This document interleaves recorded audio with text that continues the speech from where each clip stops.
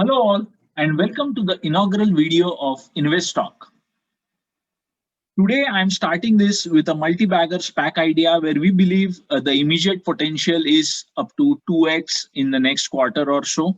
And there are definitely more upsides in this SPAC story if you are a long-term investor in this. Before I jump into that, let me start by sharing with you about us. We are a duo of investors with background in biotech. We boast of a track record of 100+% return on our portfolio that exceeds 500K. Our investment strategy has been a combination of speculative bets and value investing, wherein we believe in buying cheap to manage some of the risks. Quick disclaimer, we are not certified financial advisors, and the views and suggestions provided in this presentation are our personal recommendations. We highly recommend that you do your own due diligence on any investment idea before taking a position. So what's hot these days? Sectors like EV, clean energy theme, space tourism, biotechs, of course, thanks to COVID-19, and fintechs. Another vehicle which has really gathered momentum in 2020 and building on that is SPACs, which are special purpose acquisition companies or blank check companies. And that's the theme of choice that we are wanting to talk about in today's presentation with a SPAC recommendation. So our selection is Tortoise Acquisition 2 Corp, which goes by the ticker symbol SNPR. This went public in September 2020 with a raise of 300 million. This is the same group that has the track record of taking Hyliion public last year. And they, in fact, announced a deal with SNPR just last week. In this deal, they are going public with Volta Industries, and this is the merger that will change the ticker symbol to VLTA. Since the announcement, SNPR ran up almost 40+% and has crossed the $18 mark before correcting to the $15 range towards the end of this week. What are the deal highlights? Volta is billing itself as a leading owner of public EV charging infrastructure. And this is importantly a differentiator for them because they are focusing on places where people eat, work, and shop.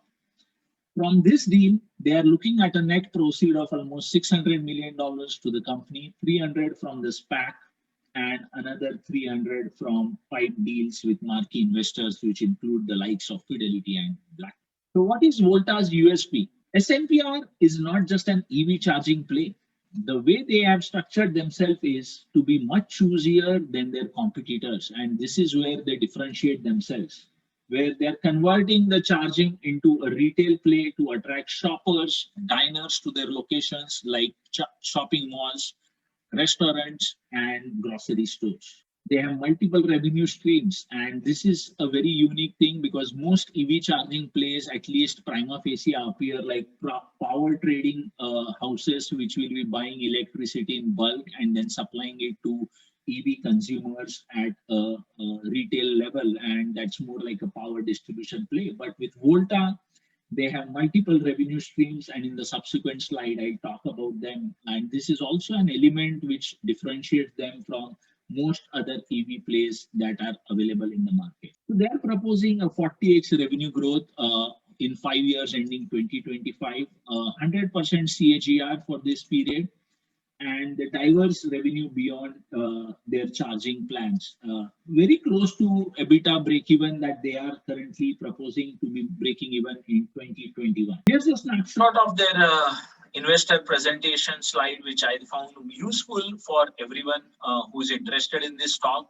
And as you can see, they are looking at almost 40+% of the revenue coming in from behavioral and commerce that they generate at this front charging points, and just 55+% revenue coming from the charging network. So this is the unique proposition of this play, wherein they have really thought through and implemented a strategy which allows them to commercialize their charging real estate and infrastructure.